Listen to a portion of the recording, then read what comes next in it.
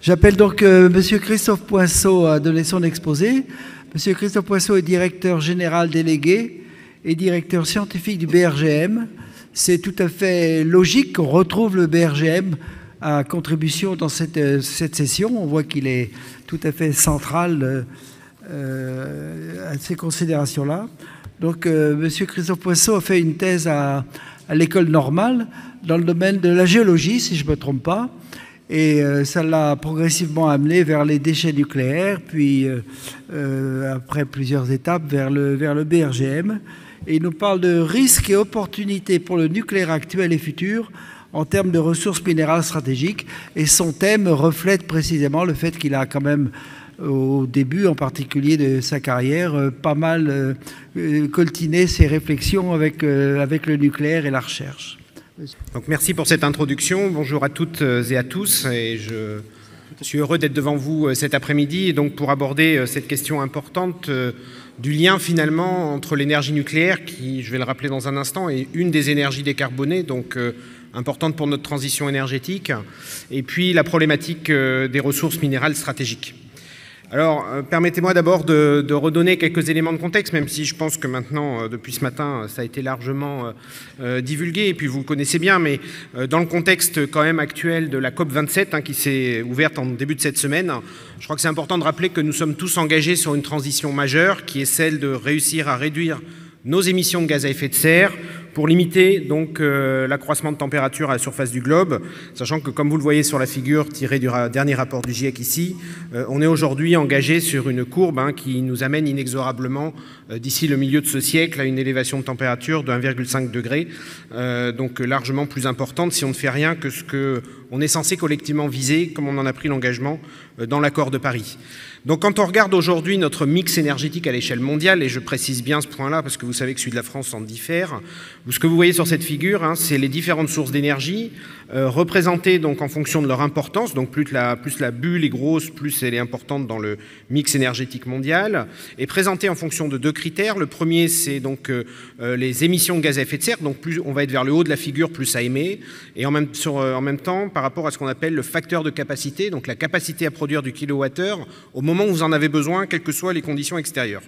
Et donc vous voyez qu'effectivement, aujourd'hui, on est dans un contexte où l'essentiel de notre énergie donc est produite par les énergies fossiles, qui représentent plus de 80% du mix énergétique mondial, qui ont certes un immense avantage, c'est qu'ils sont disponibles à tout moment, quelle que soit la météo, quelle que soit l'heure du jour et de la nuit, mais qui ont un énorme inconvénient, c'est qu'ils produisent énormément de gaz à effet de serre, et c'est cela la cible de notre transition énergétique et ce qu'on veut réduire aujourd'hui, et pour ce faire donc en développant les énergies bas carbone qui sont donc au nombre de deux familles, si vous voulez. Donc d'une part les énergies renouvelables, donc photovoltaïque, éolien, hydro, etc. Donc vous voyez qui représentent une part relativement faible du mix énergétique mondial, on parle de quelques pourcents, et puis le nucléaire qui également se situe avec des niveaux d'émissions de gaz à effet de serre extrêmement faibles, et qui a l'avantage par rapport aux renouvelables évidemment d'avoir une capacité à produire, je dirais finalement, quelles que soient les conditions d'environnement.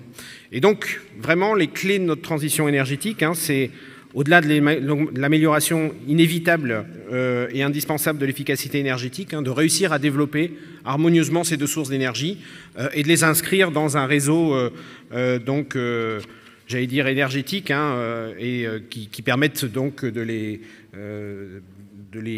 utiliser de manière harmonieuse les unes avec les autres. Alors évidemment, tout ça, c'est pas sans incidence, vous le voyez depuis ce matin, en termes d'appel aux ressources minérales derrière. Je crois que cette figure a déjà été présentée, elle est issue du rapport de l'AIE de 2021. Ce qu'elle vous présente, et je vais regarder la partie basse, c'est la quantité de ressources minérales qui est nécessaire pour un mégawattheure installé selon les typologies des moyens de production que vous utilisez. Donc grosso modo, vous voyez que sur le bas de la figure, vous avez ce qui représente aujourd'hui l'essentiel du mix énergétique mondial, donc le charbon, le gaz, sur lequel vous voyez qu'on est sur des teneurs, des besoins en ressources minérales qui sont assez faibles. Et puis vous voyez que toute la partie haute, c'est les moyens de production de demain, c'est l'éolien, c'est le solaire, c'est le nucléaire, sur lequel on a des teneurs qui sont plus importantes. Néanmoins, vous voyez que dans ce paysage, plusieurs commentaires intéressants. Le premier, c'est que le nucléaire, finalement, on voit tout déjà, c'est que par rapport aux autres sources renouvelables, il est beaucoup plus faible. Et vu les quantités qu'on va manipuler, c'est loin d'être anecdotique. Et petit 2, vous voyez que la différence entre les moyens actuels et les moyens qu'on cherche à développer, il n'est pas anecdotique. On parle d'un facteur 6 sur la puissance installée. Si vous corrigez ça du facteur de capacité qui était présenté dans la figure d'avant, on parle d'un facteur qui approche un facteur 20 en termes de kilowattheure produit. Donc c'est considérable. Et ça explique pourquoi, comme le présentait Patrick précédemment, on est en train de parler d'une explosion des besoins en ressources minérales pour réaliser notre transition énergétique et comme étant une étape indispensable. Et donc tout ça fait évidemment que la question nucléaire, enfin l'intérêt du nucléaire par rapport aux ressources minérales est loin d'être anecdotique et mérite d'être creusé un peu plus. C'est ce que donc je vais m'employer à faire, et pour voir si finalement dans ce paysage global on a une explosion des besoins je dirais en ressources minérales, qui est systémique, qui est liée à notre transition, qui est liée au déploiement de ces nouvelles ressources. Est-ce que le nucléaire s'inscrit finalement dans cette tendance de fond, ou est-ce qu'au contraire c'est un moyen qui va permettre finalement d'atténuer cette explosion, d'atténuer cette augmentation des besoins dont on parle depuis ce matin. Alors j'aborderai le sujet par trois fenêtres, si vous voulez, par trois biais. Donc le premier, en répondant à cette question sur quels sont les besoins en métaux stratégiques pour le nucléaire. Le deuxième, le nucléaire, évidemment, ce n'est pas une énergie renouvelable, même si elle reste bas carbone, donc elle a besoin de combustible. Donc on parlera aussi des limitations qu'il peut y avoir ou pas sur l'approvisionnement en combustible. Et puis enfin, je vous parlerai également de ce qu'on peut retrouver éventuellement comme ressources au sein du nucléaire, savoir si effectivement il y a des potentialités par rapport à ça à explorer. Alors, commençons par les besoins en métaux stratégiques qui sont liés au développement du nucléaire. Alors, une centrale nucléaire, donc ça paraît, c'est effectivement complexe dans, je dirais, sa mise en œuvre.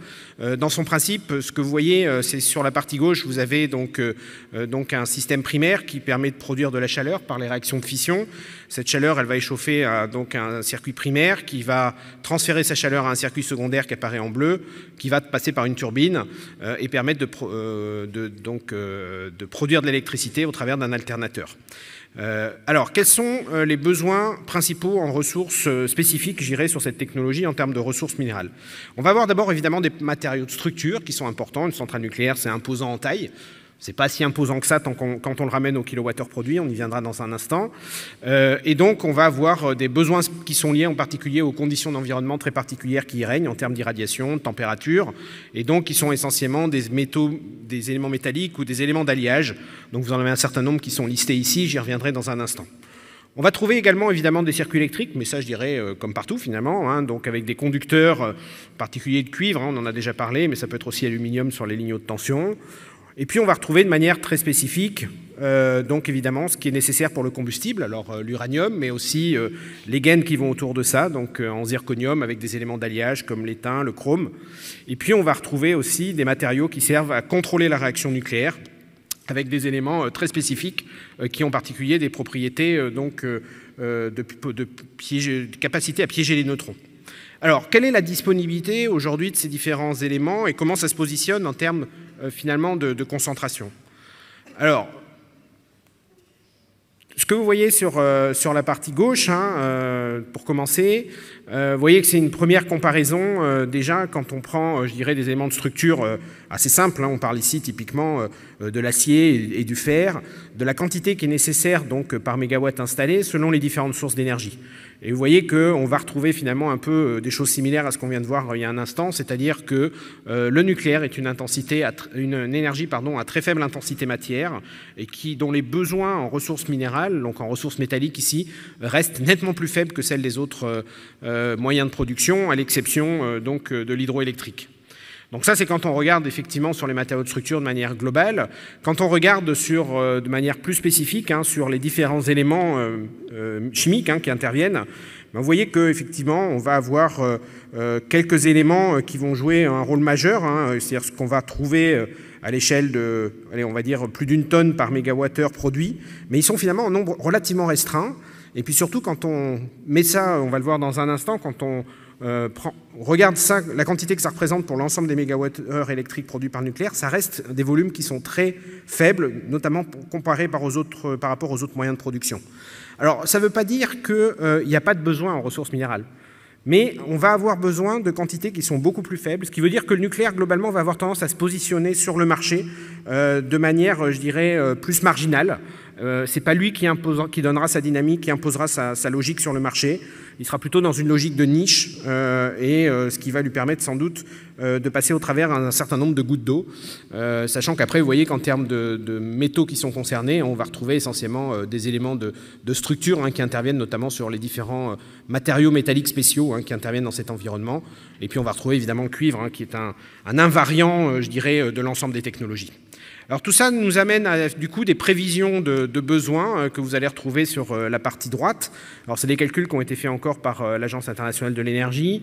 On retrouve à nouveau les deux scénarios STEPS qui correspondent aux politiques actuellement décidées et puis SDS, les politiques ambitieuses si on veut respecter le 2 degrés à la fin du siècle. Et donc vous voyez que effectivement on a des besoins qui sont croissants parce que le parc nucléaire est appelé à croître à l'échelle mondiale, même si ce n'est pas forcément le cas sur notre continent.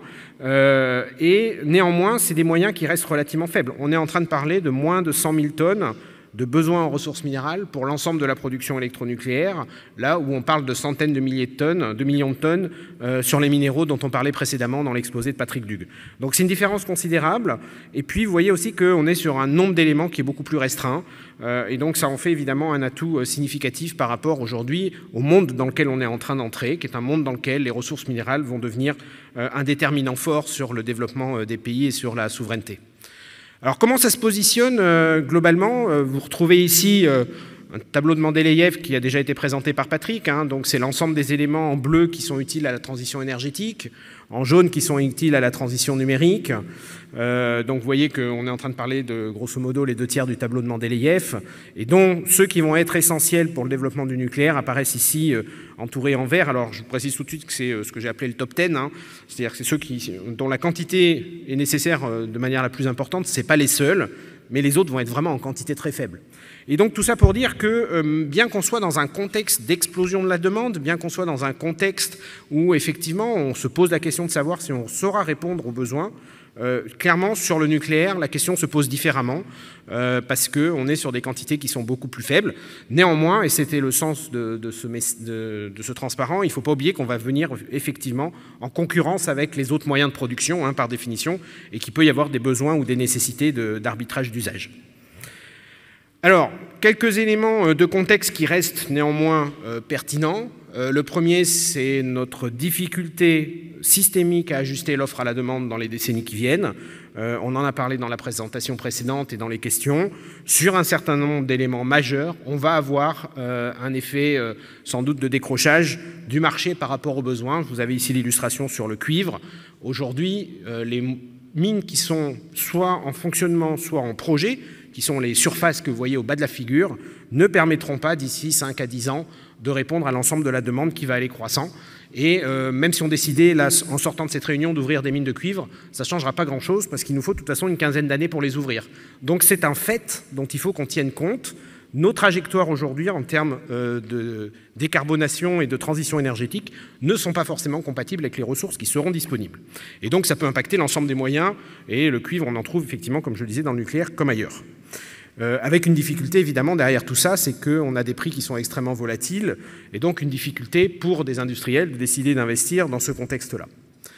Le deuxième point sur lequel je voulais revenir, et là aussi c'est un message général, mais il va donc concerner le nucléaire comme les autres, c'est que quand on va chercher aujourd'hui un certain nombre de métals, un certain nombre de ressources minérales, en fait ils n'existent pas toutes seules dans la nature. C'est lié à l'histoire, c'est lié à la géologie, c'est lié au processus physico-chimique qui gouverne la mise en place de ces gisements. Et donc en fait ceux que vous allez trouver naturellement, en tout cas pour les éléments principaux, c'est ceux qui apparaissent dans le cercle bleu central ici. Donc vous voyez qu'il y en a une douzaine. Donc ceux-là, c'est les éléments majeurs, c'est ce qu'on appelle les éléments porteurs, c'est les ressources principales que vous allez aller chercher dans un gisement. Tous les autres, vous allez les trouver en produits secondaires. C'est-à-dire qu'ils sont présents, mais ils sont présents en faible quantité, ils ne justifient pas eux seuls l'ouverture d'un gisement. Par contre, si vous allez ouvrir un gisement pour la ressource principale, vous pouvez les avoir au passage. Mais ça a quand même une conclusion, une conséquence qui est considérable, c'est que pour les autres éléments qui ne sont pas dans le cercle bleu, finalement, ce qui va gouverner leur disponibilité ou leur non-disponibilité, ce n'est pas le besoin que vous en avez. C'est le besoin que vous avez pour l'élément majeur qui gouverne le marché. Et ça, c'est quelque chose qui est évidemment extrêmement important et qui peut être, je dirais, impactant sur les marchés. Et alors, tant qu'on regarde du coup quels sont un peu les éléments concernés, donc vous y retrouvez à nouveau un tableau de Mendeleïev, tous ceux qui apparaissent en rouge ici sont ceux qui, globalement, enfin couleur la plus rouge, sont ceux qui interviennent en produits secondaires. Et donc vous voyez que ça concerne on va dire à peu près une bonne petite tiers ou un gros tiers plutôt du tableau de Mendeleïev, et ça concerne certains éléments dont on va avoir besoin sur le nucléaire, mais finalement un nombre relativement faible. Je pense au molybdène, je pense au zirconium, je pense au cobalt, mais pour l'essentiel quand même, les éléments dont on a besoin sont des éléments qu'on va pouvoir trouver par eux-mêmes, donc sur lesquels on a moins de risques d'avoir ces effets de rupture. Alors il y en a un qui est intéressant, je vais y revenir tout de suite, qui sert pour le nucléaire, c'est le cas de l'hafnium. Il sert notamment parce que c'est un poison neutronique, donc il sert dans la gestion des réacteurs. Mais c'est intéressant parce qu'en fait, l'hafnium, pour le coup de chance, j'allais dire, si vous me permettez l'expression, c'est un produit qu'on ne trouve que en ressources secondaires. Vous ne trouverez pas d'hafnium tout seul dans la nature. Mais par contre, c'est un produit secondaire du zirconium qui sert lui-même pour le nucléaire. Donc ça, de ce point de vue-là, je dirais les deux marchés, finalement, sont liés par le même usage, quelque part. Et ça va nous faciliter la vie, mais c'est une très bonne illustration de ce lien qui peut exister. Donc l'hafnium, on l'obtient en purifiant le zirconium. Il est présent souvent de matière naturelle. Et cette purification est indispensable, puisque sinon ça va influer la réaction neutronique, comme vous l'avez compris. Et donc on a justement en France une capacité à produire du zirconium parce qu'on a des usines de production de combustible nucléaire. Et ça fait qu'aujourd'hui, on est un des plus gros producteurs d'hafnium à l'échelle mondiale. Donc c'est parfait pour le besoin du nucléaire. Ça sert aussi dans d'autres technologies. Ça sert dans la microélectronique. Donc ça contribue à notre indépendance et à notre souveraineté. Mais je dirais, vous voyez que donc c'est un effet bénéfique finalement indirect de cette industrie nucléaire. Donc dernier point sur l'approvisionnement de ces ressources, ça a été dit précédemment, donc je vais passer assez vite.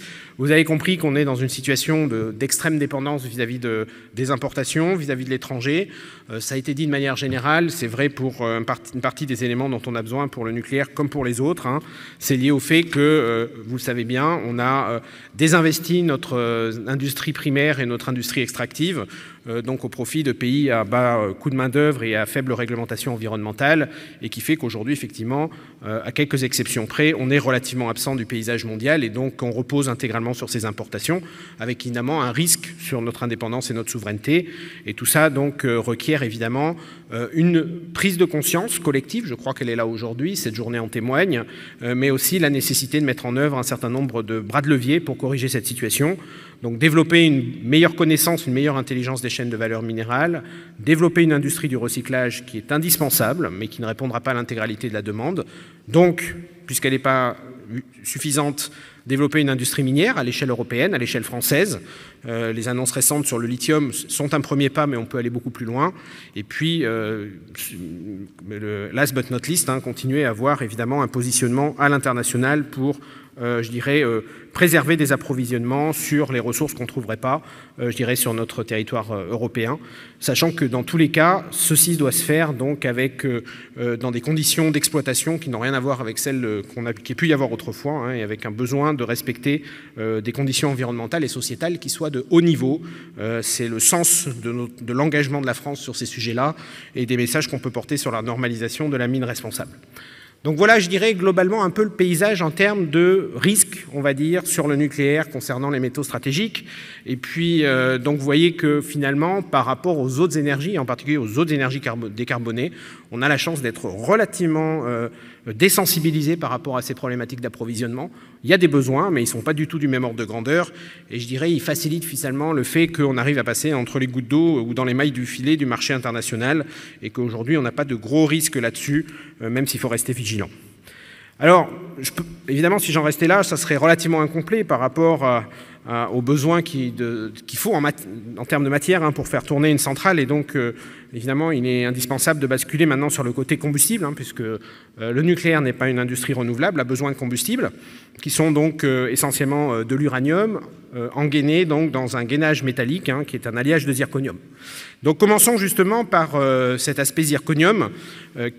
Qu'en est-il aujourd'hui en termes de disponibilité de cette matière sur le marché mondial, en termes de ressources et du risque éventuel pour l'industrie nucléaire? Donc, un assemblage de combustible irradié, vous voyez que c'est un fagot de crayons de combustible que vous voyez sur la gauche. en photo, dans lequel on a des gaines qui font à peu près 1 cm de diamètre, dans lequel on vient empiler sur 4 mètres de haut des pastilles d'uranium. Et ces gaines sont faites d'un alliage de zirconium que vous voyez avec la composition à l'écran, donc principalement du zirconium, mais des éléments d'alliage comme l'étain, le fer, le chrome, le nickel. Il peut y en avoir d'autres minoritaires, mais c'est les principaux. Donc c'est quand même le zirconium qui est l'essentiel de la matière dont on a besoin. Vous voyez que quand on regarde aujourd'hui les usages du zirconium, donc on l'utilise sous forme métallique, vous l'avez compris. La forme métallique du zirconium, ce n'est que 3% du marché mondial, qui représente 1,3 million de tonnes, donc qui est un marché conséquent.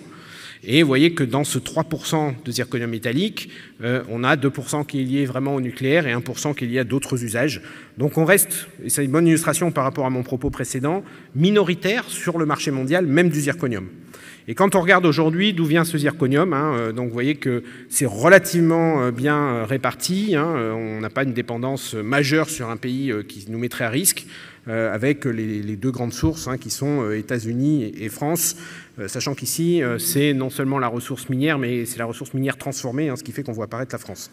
Et en termes de ressources, parce qu'il ne suffit pas de regarder ce qui se passe à l'instant T, vous voyez qu'on a des ressources mondiales qui sont estimées à 75 millions de tonnes, à côté des quelques centaines à côté de la faible volume dont on a besoin chaque année pour le nucléaire. On n'a pas de problème d'approvisionnement à court terme. On a plus de 50 ans d'autonomie sur ce sujet-là, qui laisse largement le temps de voir venir, y compris de faire évoluer les technologies.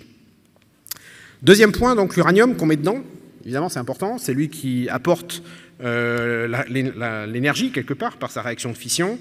Donc les besoins en uranium, aujourd'hui, à l'échelle mondiale, ils sont évalués à peu près à 60 000 tonnes par an pour faire fonctionner les 400 réacteurs nucléaires qui fonctionnent à l'échelle mondiale, qui représentent à peu près 400 gigawatts électriques de puissance installée. Vous voyez que les approvisionnements sont assez bien répartis entre l'Union européenne, l'Amérique du Nord, l'Asie. On a quasiment 3/3 ou 3 gros quarts, je dirais, sur ces continents-là.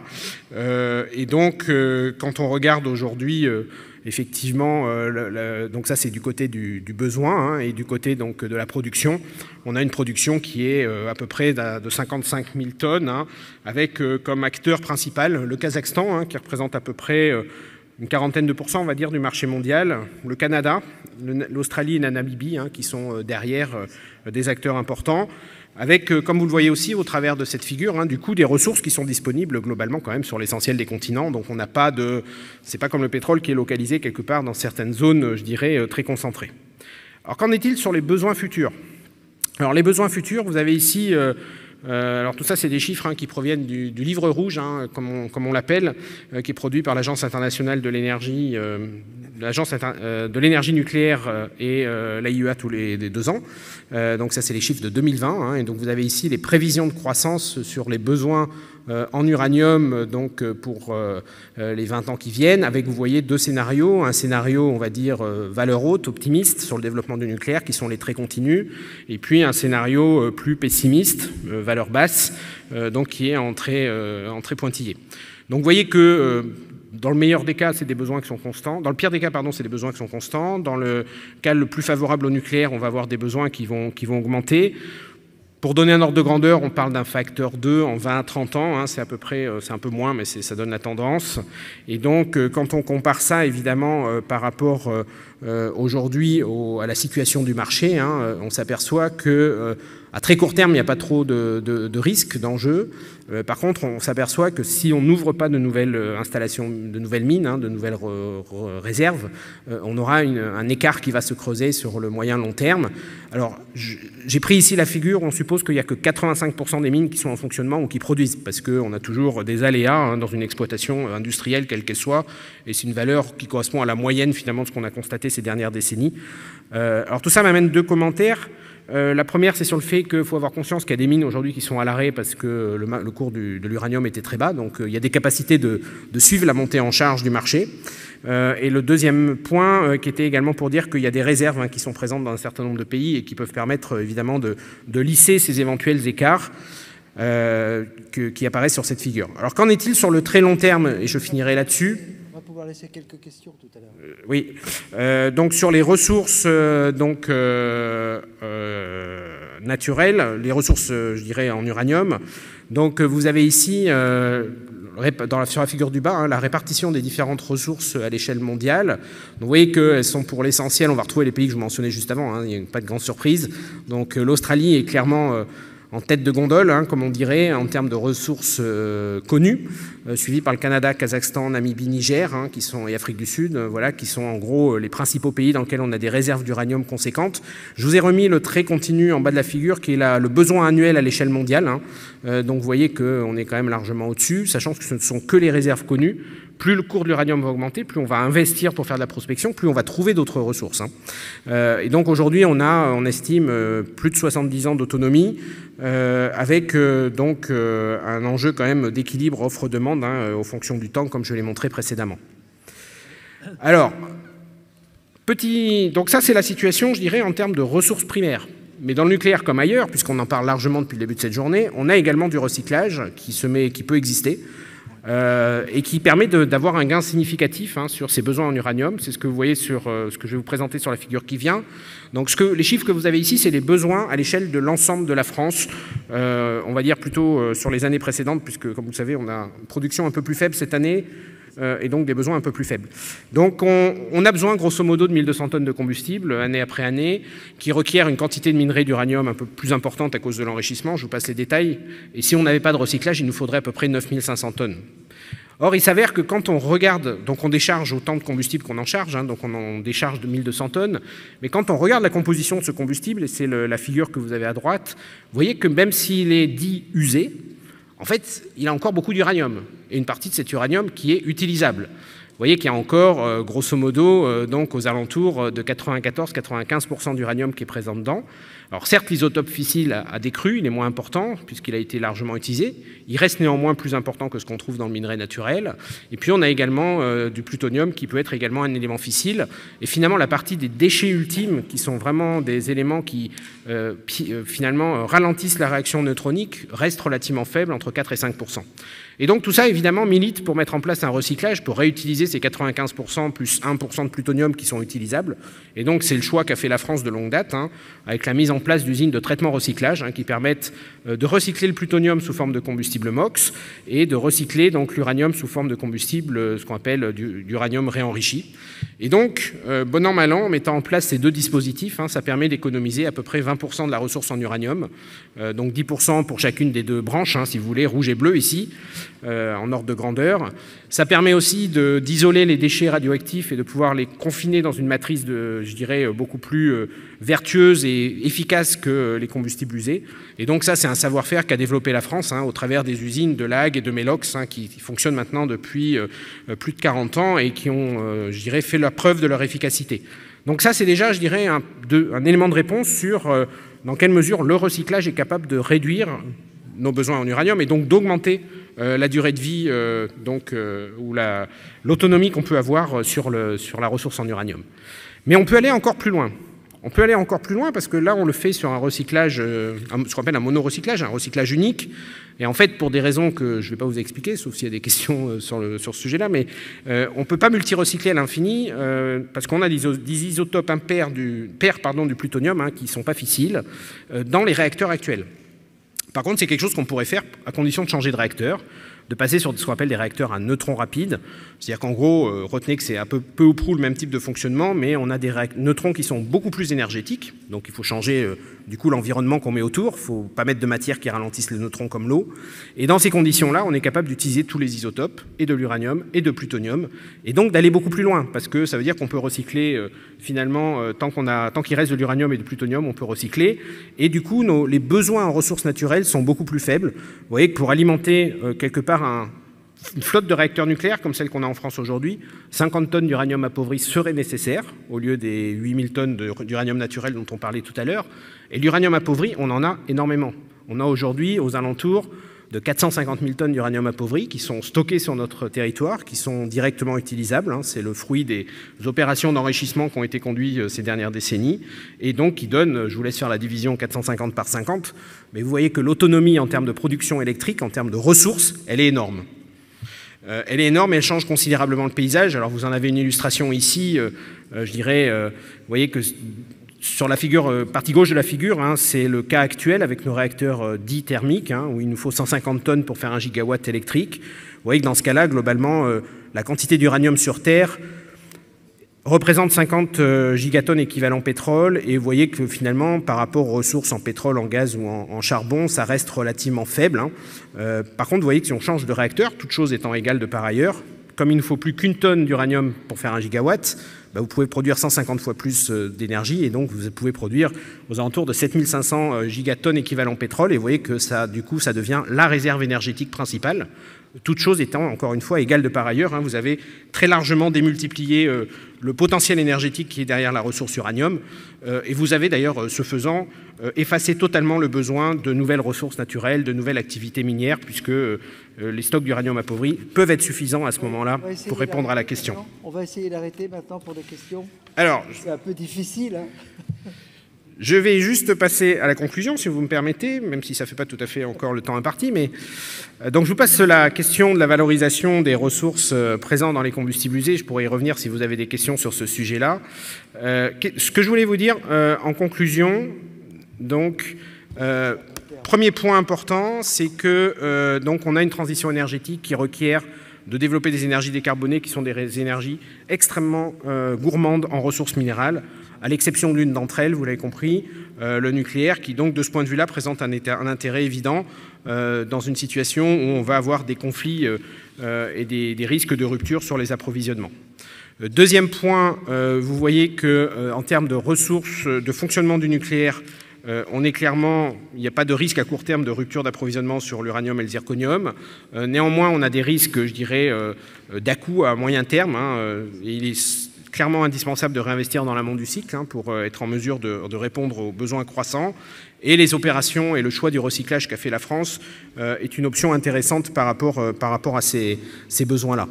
Et dernier point, je n'ai pas eu le temps de l'illustrer, mais je pourrais en dire quelques mots s'il y a des questions. Dans les produits de fission qui sont produits en combustible, on a des éléments stratégiques. Et certains d'entre eux peuvent être intéressants d'être valorisés, mais nécessitent une phase d'entreposage préalable pour permettre leur décroissance radioactive. C'est principalement le cas de deux d'entre eux, hein, qui sont des éléments qu'on appelle platinoïdes, hein, qui servent pour tout ce qui est catalyse. Je pense notamment au ruthénium ou au rhénium.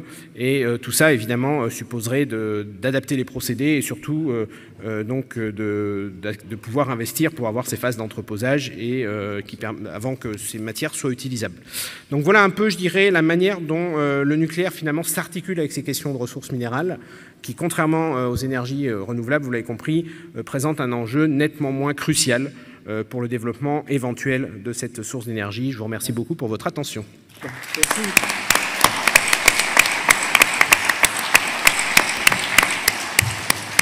On va prendre le temps quand même d'un petit peu de questions parce que c'est un exposé extrêmement intéressant et très complet. Et quand même un exposé qui est un petit peu en rupture par rapport à l'ensemble des exposés que l'on entend aujourd'hui. Hein. C'est sur un cas très particulier sur lequel le problème des matériaux quand même prend une tournure assez différente. Est-ce que quelqu'un veut prendre la parole? Je vois une main qui se lève là-bas, c'est très bien. Je ne reconnais pas le visage qui va avec.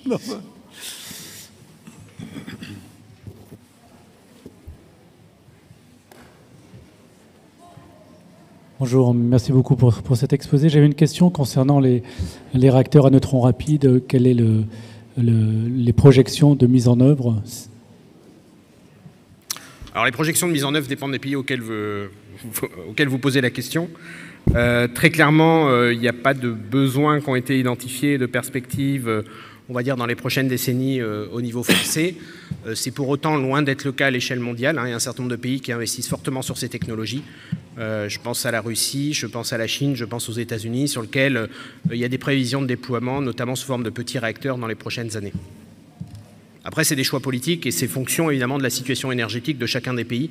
Et vous savez qu'elle est fort différente d'un pays à un autre. Voilà, les gens sont bons. Est-ce qu'il y a d'autres questions? Oui, il y a au fond, une autre main là-bas qui se lève également tout au fond. C'est que les gens du fond de la classe qui posent des questions sur le nucléaire. Bonjour, donc j'avais deux questions. La première, c'était quels sont les stocks de la France en uranium? Et la deuxième, c'était est-ce que le zirconium des gaines peut être recyclé? Alors, première question sur les réserves d'uranium. Donc tous les pays ont des stocks, je dirais, stratégiques, pour être capables, évidemment, de pallier à des éventuelles perturbations dans les approvisionnements. Donc la France n'échappe pas à cette situation. En moyenne, les pays ont à peu près un an de stock. Je ne saurais pas vous dire si c'est exactement le cas de la France. Le chiffre est public, donc il suffirait d'aller le vérifier sur Internet. Donc ça, c'est le premier point. Je profite pour mentionner que la France a développé une industrie sur le nucléaire qui lui permet de maîtriser l'ensemble de la chaîne de valeur. Je reviens sur la notion de chaîne de valeur qui était présentée tout à l'heure. Donc avec Orano, qui aujourd'hui intervient sur la mine, sur la purification, sur la fabrication, et qui fait que c'était certes pas forcément sur notre territoire, mais c'est en tout cas opéré par une société qui reste purement française. Sur la partie zirconium, oui, c'est une très bonne remarque. Effectivement, le zirconium est un élément qui pourrait être recyclé. Il ne l'est pas aujourd'hui. Il y a des travaux qui sont menés pour voir dans quelle mesure ça serait envisageable. Après, on va tomber sur, je dirais, la difficulté systématique sur le recyclage. Et ce que je vais vous dire là s'applique à tous les éléments, même hors nucléaire, c'est que ça coûte toujours plus cher au départ. Et donc à un moment, c'est un choix politique, c'est un choix de société de dire, pour préserver la ressource naturelle, j'accepte finalement de recycler ces matières, même si ça me coûte 4, 5, 6% de plus au départ. Donc ça serait faisable sur le zirconium, ce n'est pas mis en œuvre à l'heure actuelle. Merci. Est-ce qu'il y a d'autres questions? Rebonjour, merci encore une fois pour votre présentation. Ça fait du bien aussi d'avoir un peu de bonnes nouvelles, je vous avouerai, au niveau des énergies. Je vais vous poser une question peut-être un peu sociétale. Est-ce que vous pensez, est-ce qu'en France, on continue toujours de former toujours de très bons ingénieurs dans le domaine du nucléaire, où il y a eu une certaine exode des cerveaux, par exemple, comme vous l'avez dit, en Chine ou en Russie? En gros, j'aimerais savoir votre avis sur l'état de la filière ingénieur dans le nucléaire aujourd'hui, s'il vous plaît. Merci. Alors, on continue à former des très bons ingénieurs en France. Par contre, il faut être clair, la période d'incertitude sur cette filière et sur son devenir ces dernières années a fragilisé quand même l'attractivité de ces filières-là. Donc même si elles existent encore avec des enseignements de très haut niveau et qui nous sont enviés, je dirais, par pas mal de pays, il y a eu une certaine désaffection. Donc on est plutôt dans un creux, on a été plutôt dans un creux de vague qui est en train évidemment on est en train d'en sortir avec les nouvelles perspectives de développement qu'il y a. Après, il est sûr qu'on a des formations de bon niveau, donc il y a de l'attractivité dans des pays comme les États-Unis, par exemple, qui, comme vous le savez, sont très dynamiques sur le nouveau nucléaire, avec beaucoup de start-up qui sont présentes et qui offrent des conditions de travail assez attractives pour des jeunes générations, c'est évident. Par contre, je ne crois pas qu'il y ait du tout d'attirance ou de transfert de compétences vers des pays comme la Russie ou la Chine. C'est un sujet qui est surveillé. Bien. Il y a encore la place pour une dernière question, si vous voulez. Oui, bonjour. Je voudrais savoir, c'est une question un peu naïve, mais je voudrais savoir, il y a quelques années, on parlait d'extraction d'uranium à partir de l'eau de mer. Je voudrais savoir si c'est toujours, enfin, ça serait toujours d'actualité, s'il y a des nouvelles capacités qui permettraient d'extraire de l'uranium, mais aussi d'autres métaux directement à partir de l'eau de mer, même si la quantité est infinitésimale. Et une deuxième question, les pays occidentaux sont surtout axés sur le développement du nucléaire avec l'uranium. Il y a des filières au thorium. Et est-ce que ces filières au thorium pourraient éventuellement prendre le pas sur l'uranium, et quelles sont les réserves en thorium dans ce cas-là? Alors, petit 1, sur l'uranium de l'eau de mer. Donc oui, il y a de l'uranium dans l'eau de mer. Il y a beaucoup de choses dans l'eau de mer, en fait, parce que, pour faire simple, l'eau de mer, c'est le fruit de l'eau qui a ruisselé sur la surface du globe, et donc c'est venu lécher tout un tas de roches, et ça a récupéré plein de choses. Par contre, la concentration que vous avez, elle est extrêmement faible. Et ce qui fait que pour réussir à récupérer 1 kg d'uranium, il faut filtrer une quantité d'eau qui est énorme. Mais c'est faisable. Techniquement, c'est faisable. Il y a déjà des expériences qui ont été faites, même à des échelles pilotes. Mais par contre, vous arrivez avec un coût de l'uranium qui est... peut-être que je pense que les meilleurs essais aujourd'hui, on doit être à $500 le kilo d'uranium quand le marché est en dessous de 100, quoi. Donc après, c'est une question de prix que vous êtes prêt à payer. S'il n'y avait pas de limitation, je dirais, s'il n'y avait pas de critères économiques, oui, il n'y a aucun problème. Donc après, il y a des travaux qui sont menés pour essayer d'optimiser les molécules, notamment, qui permettent d'aller piéger sélectivement l'uranium. On a quelques spécialistes dans la salle ici, que je reconnais, sur ce sujet. Et sûrement qu'un jour, on arrivera à sortir de l'uranium de l'eau de mer pour un tarif économiquement intéressant. Mais ce n'est pas le cas aujourd'hui, il faut encore laisser le temps à la recherche de se développer. Et ce que je vous dis là sur l'uranium, vous pouvez l'extrapoler sur tout un tas d'éléments qui est présent dans l'eau de mer. Deuxième point sur le thorium. Donc oui, il y a plus de thorium sur Terre que d'uranium, ça c'est la géologie qui nous le dit. J'ai plus l'ordre de grandeur en tête, je crois d'être un facteur 3 ou 2 ou 3 de mémoire. Oui, on est capable également de faire des filières de réacteurs au thorium, ça il n'y a pas de souci, il y a déjà des réacteurs qui ont fonctionné comme ça. Après, ça n'a d'intérêt pour un pays, petit 1, que s'il a des ressources en thorium facilement accessibles par rapport à celles d'uranium, ce n'est pas spécialement notre cas en France. Petit 2, s'il part de zéro. Parce que dans un pays qui a investi sur une filière uranium, on ne va pas juste arrêter, fermer toute la filière uranium pour reconstruire complètement de zéro toute une filière thorium. Donc oui, le thorium a du sens, mais sur des pays comme l'Inde, par exemple, qui sont assis sur la moitié du stock mondial de thorium, qui sont en train de développer une technologie nouvelle, donc ils partent de zéro, et donc pour eux, ça a du sens d'utiliser le thorium. Dernier point, et ce n'est pas anecdotique quand même, le thorium, ça ne marche pas tout seul. C'est-à-dire que vous prenez le thorium, vous le mettez dans un réacteur, il ne se passera rien. Il vous faut une source de neutrons, il vous faut un élément fissile au départ. Et donc c'est pour ça qu'il vous faut soit de toute façon de l'uranium enrichi, soit du plutonium pour être capable de faire fonctionner du thorium. Et le thorium, vous ne pouvez l'envisager que si vous avez déjà un stock suffisant, notamment de plutonium. Et ça vous décrit la logique indienne qui consiste à dire je commence par faire quelques réacteurs à uranium. Ces réacteurs à uranium, notamment un neutron rapide, je m'en sers pour faire un stock de plutonium. Et ce stock de plutonium, il va me permettre d'utiliser mon thorium. Mais on est sur une stratégie à 100 ans. Hein. Voilà. Merci, M. Poinceau. Merci beaucoup.